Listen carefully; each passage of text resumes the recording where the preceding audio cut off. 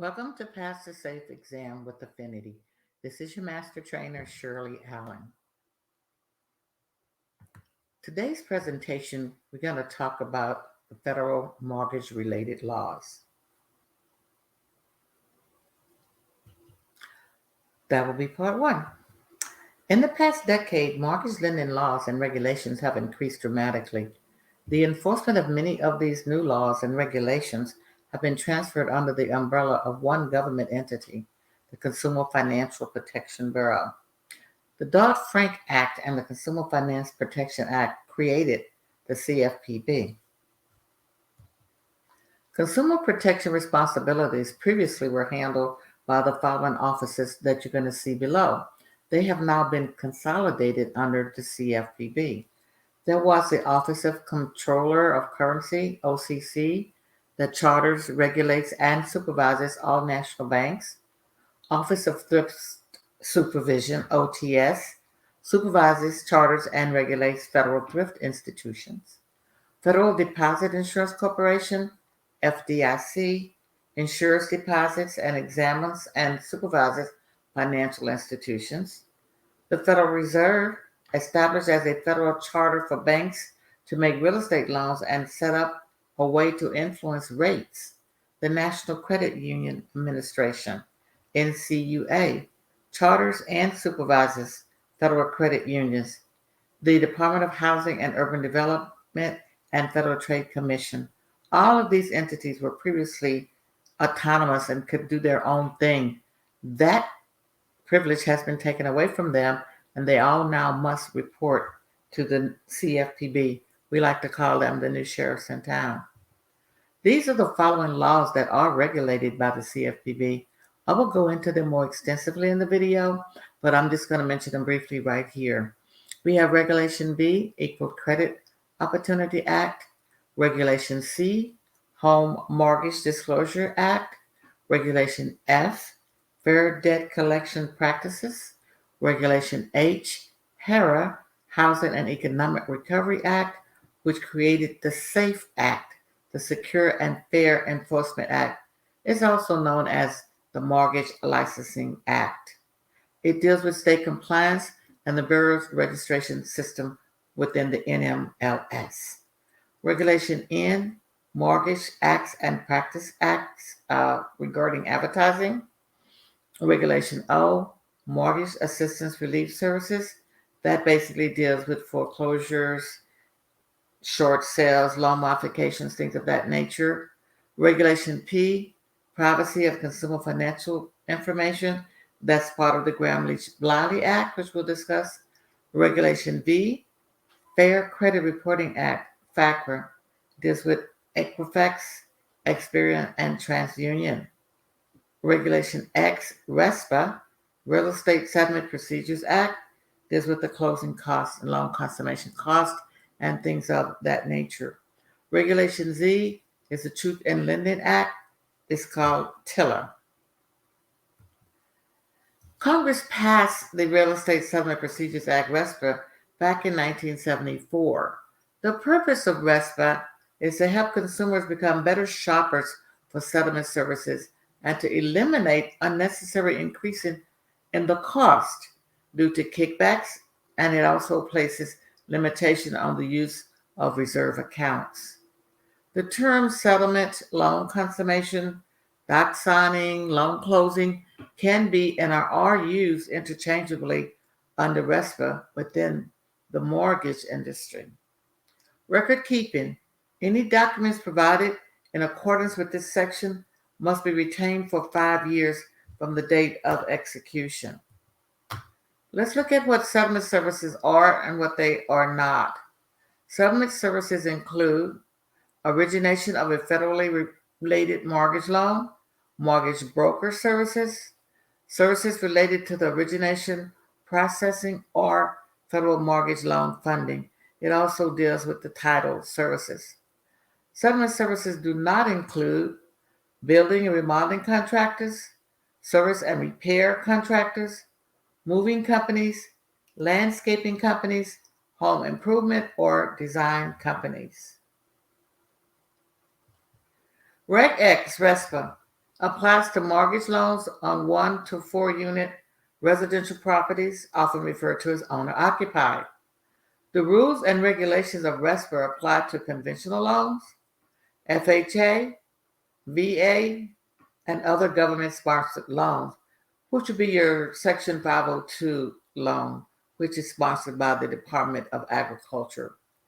Purchase loans, reverse mortgages, assumptions, refinances, property improvement loans, and equity lines of credit. Property improvement loans are considered to be closed-end loans.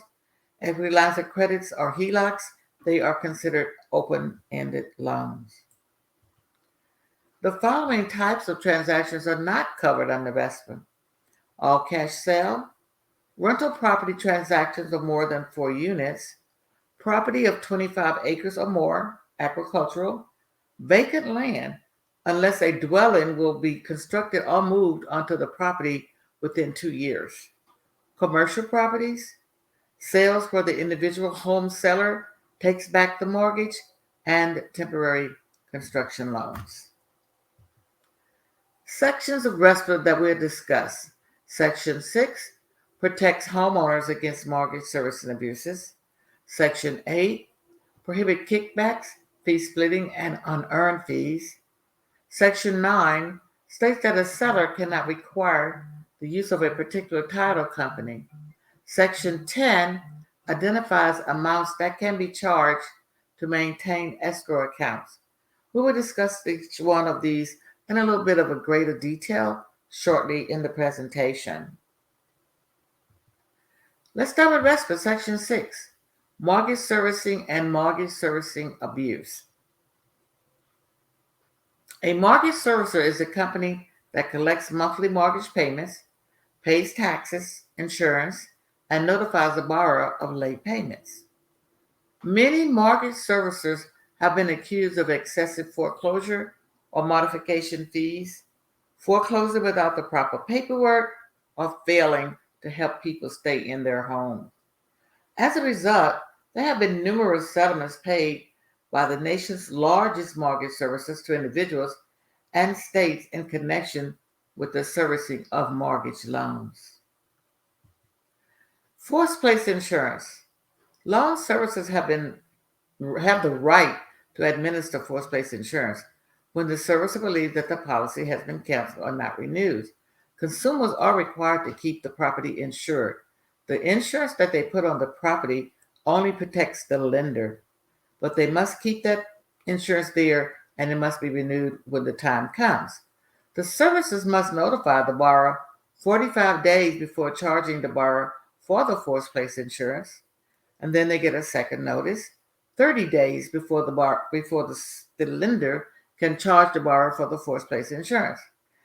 Remember, forced place insurance protects the lender, not the homeowner or possessions of the homeowner.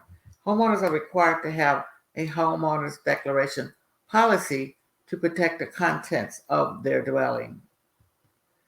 Qualified written requests. Sometimes you want to make a complaint about the services. Either they're not performing as you expect them to. In order to do this, homeowners who are having issues with their mortgage servicers may take advantage of this provision of RESPA, whereby a borrower may request information relating to the service of their loan. It's called a qualified written request, QWR. The QWR imposes a duty to respond to borrower's inquiries. Upon receipt of a QWR, a mortgage servicer is required to take certain steps, each of which is subject to certain deadlines. On your exam, they're going to want to know when must they respond to your request and how many days they have to do something about it. Borrowers' complaints to services. The loan servicers have 5 days to just acknowledge that a borrower has made a complaint, and they have 45 days to resolve or explain what their position is. Any missed or delinquent mortgage payments, the servicers have to attempt to speak with the delinquent borrowers within 36 days after a missed payment. Now, this is new. It used to be only 30 days. So that gives an additional 6 days to the consumer. The servicers must mail or offer loss mitigation information within 45 days of a borrower's missed payment. and the servicer cannot file a pre-foreclosure notice of default (NOD) until the mortgage payment is 120 days late. Previously 90 days. So there are some things in here that where they're trying to help the consumer. Regarding the 45 days late, the lenders must offer some type of a loss mitigation information. That will be information regarding a short sale, regarding a deed in lieu, regarding a special forbearance. Those are types of loss mitigation options that the lenders have that are available to consumers. Once they are 45 days late, they must let them know about these options. And then if nothing happens and they become 90 days late, then the lender can go ahead with the NOD, filing that notice of default. Under RESPA Section 8, this law prohibits kickbacks, fee splitting, and unearned fees, meaning upfront fees or any type of advance fees.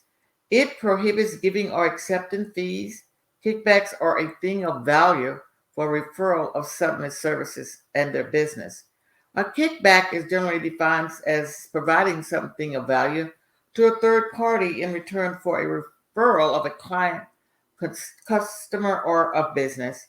You want to keep in mind that a thing of value could be gift cards, sports tickets, advertising space, donations to a real estate agent's favorite charity, and discounts on other things.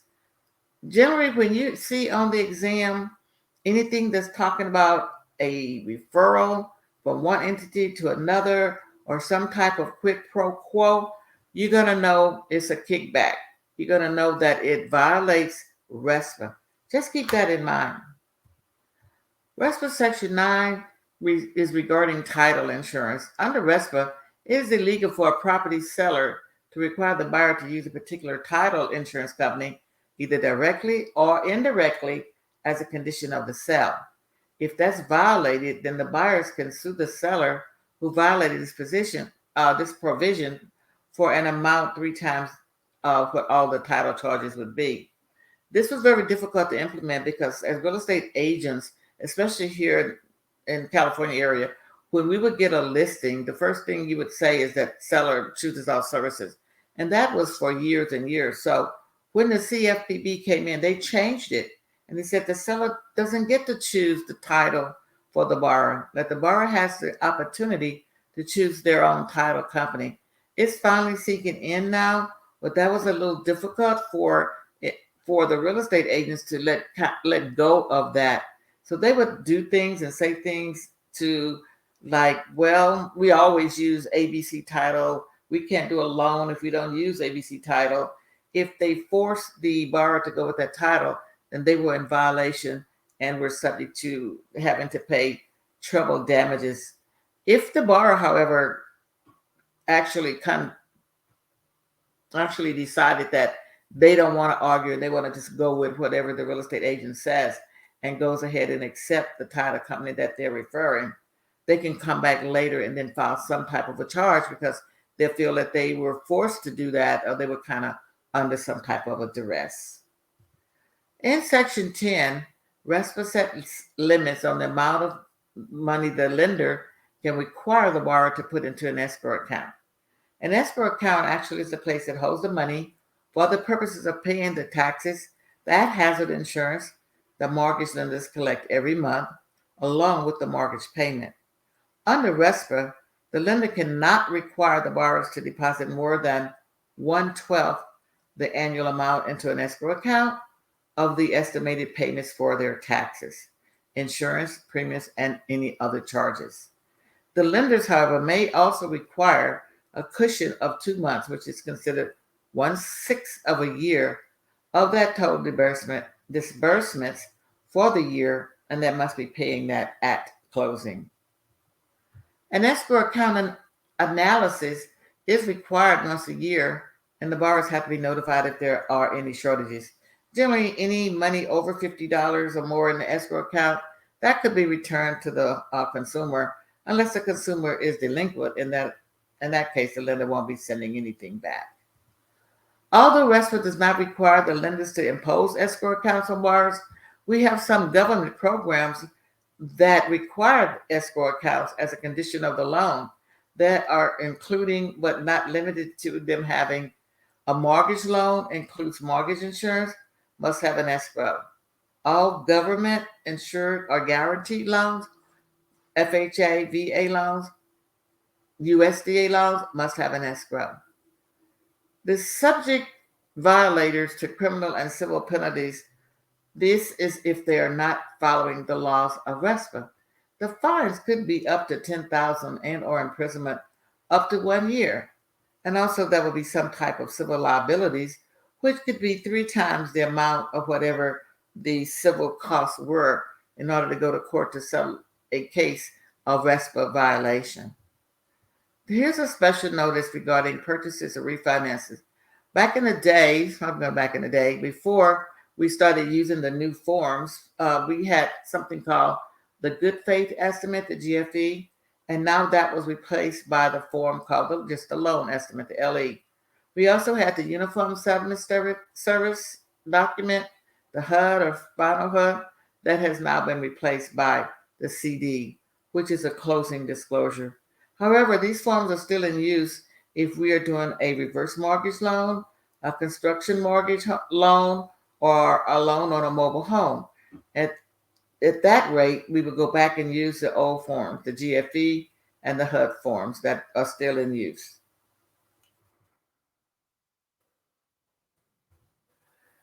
Let's talk about RESPA a little bit more. RESPA requires certain documents to be delivered to the borrower at various stages in the process. So we say RESPA deals with timing. That means when these disclosures have to be given to the borrower. RESPA has 4 time periods in which disclosures must be provided. They are at the time of loan application, before settlement, at settlement, and after settlement. Let's look a little bit more into that. Here's a chart that we actually use to help you. It says when the document must be provided, and what document is. RESPA controls this. RESPA deals with timing. It says that at or within 3 business days of an application, you must give out a home loan toolkit, which is a RESPA document. You must give the loan estimate, which is a TILA document. The things in red are TILA documents. You must give them a servicing disclosure statement and a list of HUD-approved home counselors. One thing about the mortgage servicing disclosure statement that students always get it confused with is not the transfer from the lender to the servicer. It's the notice that puts the consumer on notice that the lenders have the right to transfer the servicing, and they are just letting you know what their intentions are right here at or within 3 business days. This is not where the actual transfer happens. Before settlement, you must give them an affiliated business arrangement disclosure, and the closing disclosure must be given 3 days prior to consummation required by TILA.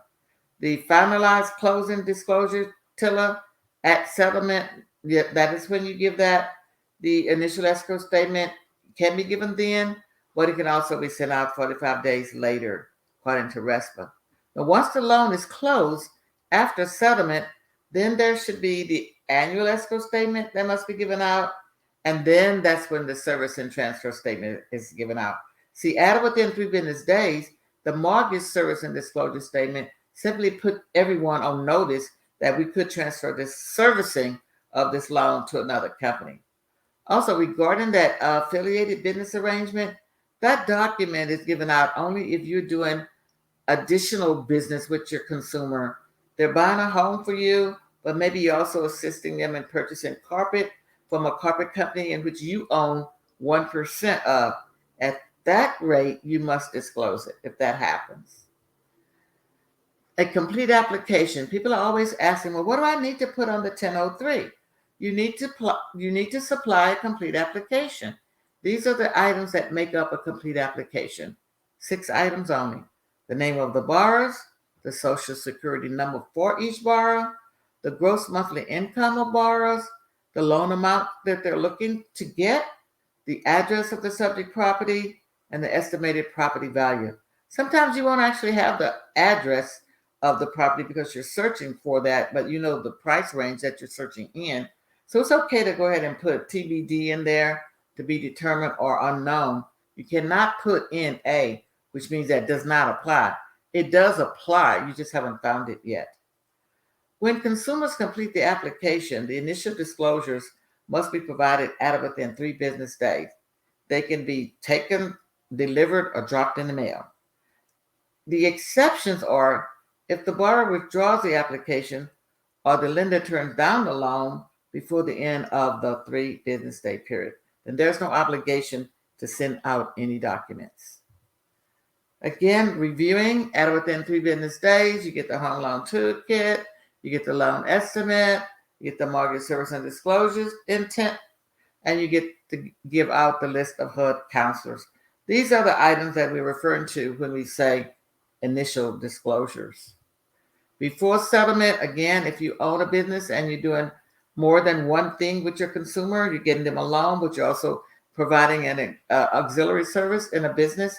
If you own more than 1% of that business, you must disclose it and keep the paperwork for 5 years. It is not illegal. It just has to be disclosed.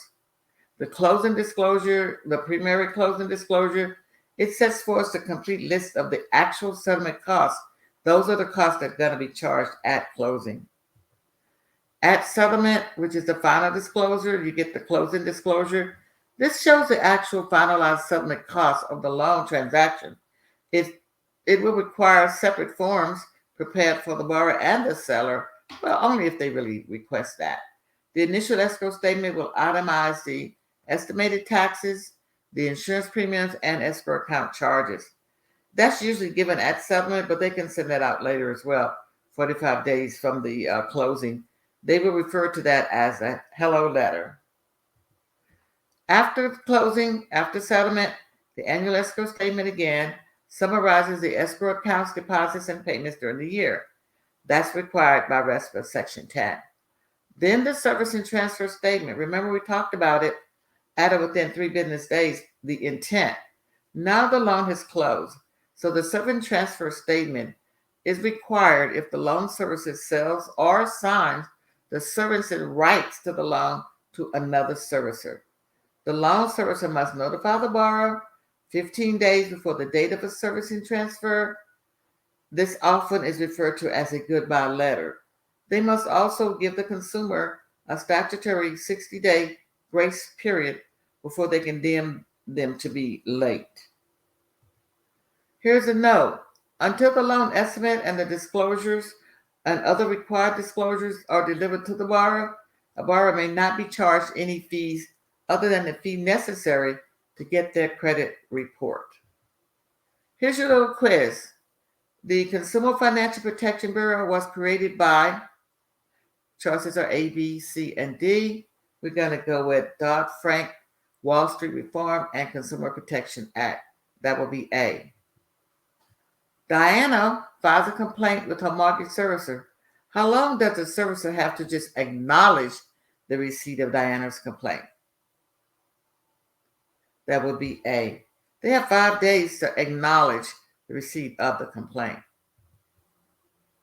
What is a disclosure that provides notice regarding the lender's intentions on transferring or retaining the servicing of the loan? That's the one that I've been talking about that students often confuse all the time. They confuse that. But that will be your mortgage servicing disclosure due at or within 3 business days that gives the lender's intent of transferring the service of the loan, servicing of that loan. Under RESPA section, what section is it illegal for the property to require the buyer to use a particular title insurance company, either directly or indirectly as a condition of the sale? Anytime you see anything on the exam that's talking about title services, that's going to be under RESPA section 9. So you just need to know that. The definition of a complete application, we just went over that. This is according to what RESPA thinks. RESPA thinks that a complete application includes everything on this list except what? Well, they didn't require you to have the most recent 2-month bank statements at the time of the application, so that would be C.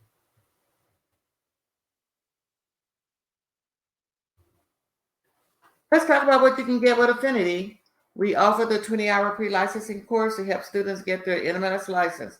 Our courses are offered in the 2 formats. We offer the 5-day, 4 hours a day class and a 10-day, 2 hours a day class. All classes and programs start every Monday. Cost of the pre-licensing class is $345. We also offer a master level exam prep course. This course has helped Affinity earn its 92% passing rate. This course consists of 6 complete training modules and a bonus section with additional resources. In that bonus section, you're going to find things like 500 flashcards and 844 key facts you must know to pass the exam. Cost of the master level course is $260. So we have these special prices and discounts available all the time. Just call one of our special people who work with us at Affinity. Our contact information, you can see it on the screen. Hopefully, well, let me just give it to you anyway. 1-800-991-6097, extension 2. Available agents on the Affinity team to assist you personally include Victoria Adams, and includes myself, Shirley Allen, and Jocelyn Lewis, Angelica Paz, Dean Clayton, our CEO, Renisha Gray, and our technical support specialist, Laura Ramirez. Thank you for watching. Hopefully you will continue as I provide this information to help you pass the SAFE exam with Affinity.